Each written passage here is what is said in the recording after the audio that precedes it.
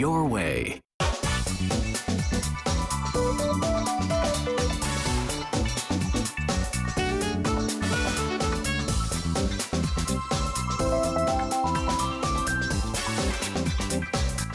Visit the opening event of the Hong Kong Wine and Dine Festival at the former Kai Tak runway site from October 30th to November 2nd for great wines and a gourmet extravaganza. Please use the free shuttle service or public transport and follow police instructions. If you drink, don't drive. Babies are unpredictable. Wait. But their parents think they know them best. Go! But do they really? Do she like pizza? She likes a patch on her eye. Sunday, Bet on Your Baby, Season 2 at 8:35 on Pearl.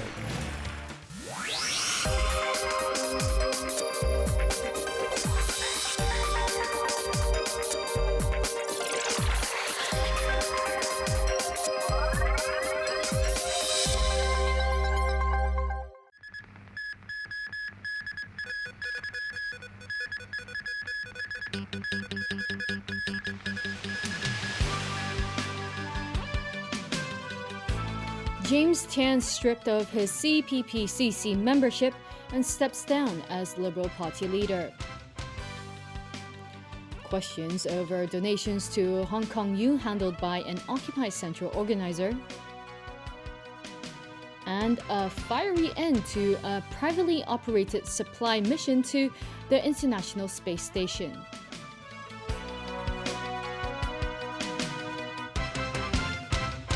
Good evening.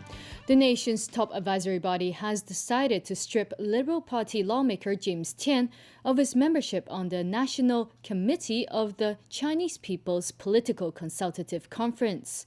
This comes 5 days after he called on Chief Executive Leung Ching-ying to consider resigning. Tian says he accepts the decision and he has stepped down as the leader of the Liberal Party. Diane To reports. CPPCC Standing Committee member Chan Wing-Kee insists today's decision doesn't mean criticisms against the government aren't allowed, but that they have to be constructive. The member has a freedom of speech as long as they do not oppose the government. They can say anything, any advice to the Hong Kong government and the Chinese government, and without any hesitation. Chan explained to Hong Kong media that James Tian had violated Article 29 of the CPPCC Charter. That is, to go against resolutions passed by the advisory body. Chan quoted Standing Committee Chairman Yu Zhengsheng as saying that this is the first time in his memory that Article 29 has been used to strip someone of his membership. The move marks the severity of the consequence of remarks made by Tian last Friday when he openly called on Chief Executive Leung Ching-ying to consider resigning. And that goes against a resolution passed by the CPPCC in March, which pledged support for Leung. Tian, along with members of his party, met with officials from the central government's liaison office in Hong Kong this afternoon after the announcement was made. The fact that I called, or rather urged, Chief Executive CY Leung to resign because Hong Kong is getting a bit ungovernable, certainly not according to Article 29, is incorrect. Therefore, I accept their decision. Tian, who also decided to step down as Liberal Party leader, had a meeting with his party members afterwards. I do not see any sign that there will be any marginalization of the Liberal Party because of this development. It was made very clear to us by Mr. Jiang Xiaoming, that this is something between the CPPCC and a member of the CPPCC. Diane To, TVB News. A group of people went to the University of Hong Kong today to protest against Occupy Central organizer Benny Tai's participation in unlawful protests. This came as Tai resumed his teaching duties at the university. The group handed over a petition letter to the university complaining that Tai, as an associate professor of law, had broken the law intentionally. Finally, back at school after a month of joining the Occupy protests, Tai reiterated that returning was not a move to back out of the ongoing civil disobedience movement.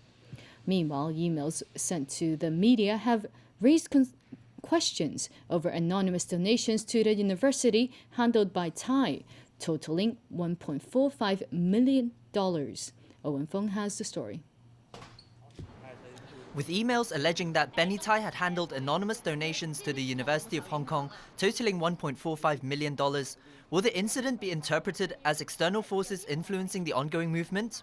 Responding to media questions on his way to class today, Benny Tai said he's not worried. He added that the university has not requested him to take any further actions regarding the donations, as he's already gone through the relevant procedures. The email was leaked to a number of media outlets. The sender, who went by the name Stephen Yip, called himself a scholar who loves the university. According to the emails, Tai handled 3 anonymous donations in May 2013. An $800,000 donation was made to the University of Hong Kong's Public Opinion Program, $300,000 to the Faculty of Law, and $200,000 to the School of Humanities. Tai initially said he received the donations indirectly and did not know the identity of the donor. But at the request of the university, Tai eventually revealed Reverend Chu Yu Ming, another organizer of the Occupy Central movement, as the source of the donations. In February 2014, Tai passed a further $150,000 of anonymous donations to the School of Humanities. He later told the university that the donation also came from Chu. Last night, Tai explained that a member of the public had given the money to Chu in support of the pro-democracy cause. Tai said he did not reveal the name of the donor initially, as he was not sure about the university's procedures for anonymous donations. Owen Fung, TVB News. It's day 32 of the Occupy protests. Demonstrators are still occupying some of the roads in Admiralty, Mong Kok, and Causeway Bay. Earlier today, legal representatives placed more copies of an interim injunction in Mong Kok to remind the occupiers that the court order is still in force. At around 2 p.m., lawyers acting on behalf of the minibus management company that filed the injunction arrived at the protest area. They placed copies of the court injunction order near the junction of Nathan Road and Argyle Street. While a High Court judge reserved his judgment during Monday's hearing on whether to uphold the injunctions, he made it clear that the interim injunctions will remain in place for the Mong Kok occupation areas and outside Citic Tower in Admiralty.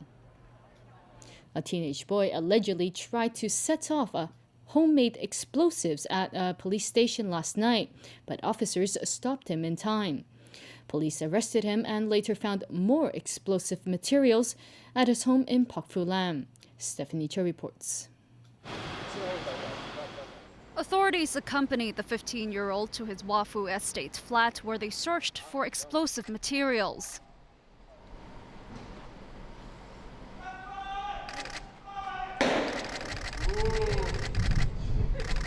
Bomb disposal personnel then detonated the explosives in the hallway outside the teenager's home. Residents were evacuated from nearby floors during the detonation. The police say the school dropout is unemployed and has a history of mental illness. He claimed that he had learned about explosives from books and that the explosive materials he bought were readily available. Earlier last night, at around 7 o'clock, the boy walked into the Aberdeen police station report room with a lighter and 5 tubes, each containing about 200 grams of white powder. He allegedly told police officers he was going to set off the explosives but was stopped in time. Tests revealed that the powder was an explosive known as TATP.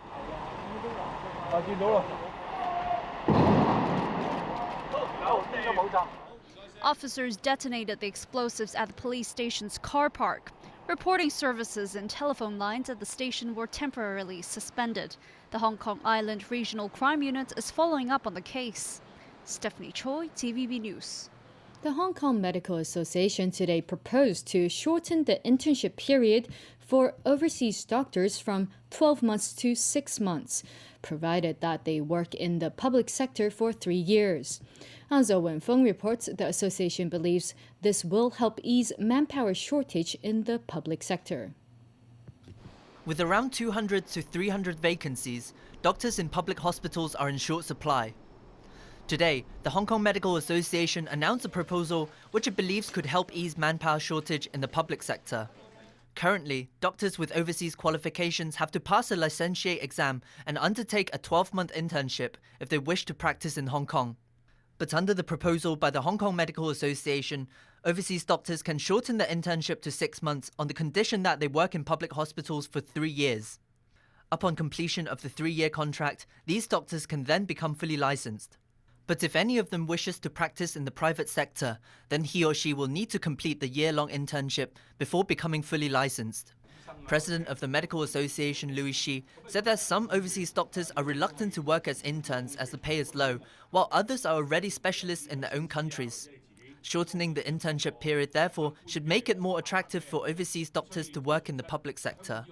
This policy, of course, is a temporary measure to solve the existing shortage of manpower in the hospital authority. This is not a long-term measure. The association will submit the proposal to the Medical Council of Hong Kong, which will discuss the matter next month. Owen Fung, TVB News. Turning overseas now, an unmanned rocket exploded just seconds after liftoff from a commercial launch pad on the eastern seaboard of the United States. As Alan Booknier reports, it's the first accident since NASA turned to private operators to deliver cargo to the International Space Station. 4, 3, 2, 1. The 14-story tall rocket, built and operated by Orbital Sciences, blasted off from its launch pad at the Wallops Flight Facility Tuesday evening. It was carrying a cargo ship bound for the International Space Station.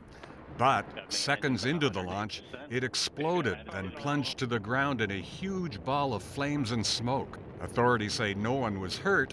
It's not known what went wrong. It's a tough time to lose a launch vehicle like this and its payload. It's not as tragic as losing a life associated with it, and so we're very happy to report that there were no injuries and the safeguards both in flight and on the ground worked as they should have, and all we lost was hardware. The rocket and cargo ship were valued at $200 million. With a Russian cargo ship due to reach the space station today and no critical supplies on board the exploded cargo ship, NASA says the crew on the space station is in no danger. The station's in great shape, the crew's in good shape, so while this event is very unfortunate, we will support the orbital team as they work through their anomaly and continue to operate station well into the next several months while we wait for orbital to return to flight. The accident is sure to draw criticism over NASA's growing reliance on private companies in the post-shuttle era. NASA is paying them billions of dollars to make space station deliveries.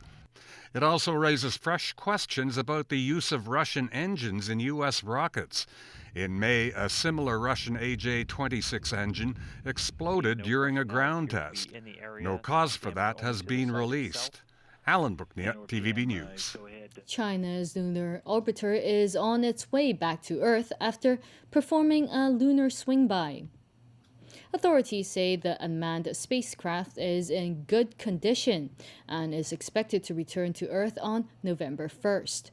It was launched last Friday to test technology that will be used in the Chang'e 5 mission. That probe will conduct China's first moon mission in which the probe returns to Earth. It's expected to be launched in 2017 and will mark the last phase of Beijing's 3-step moon probe project. Right after the second of 2 Ebola-infected nurses was released from the hospital, U.S. President Barack Obama began criticizing certain states for enacting a 21-day quarantine for health workers returning from West Africa. While many U.S. leaders defend their right to protect the people, Obama said it discourages volunteers from fighting the epidemic. Sonia Arter reports. I'm so grateful to be well, and first and foremost, I want to thank God. I sincerely believe that with God, all things are possible. Obama spoke for the first time since the governors of New York and New Jersey began quarantining those who've had contact with Ebola patients in West Africa. The president criticized the policy as going beyond federal guidelines and said it only serves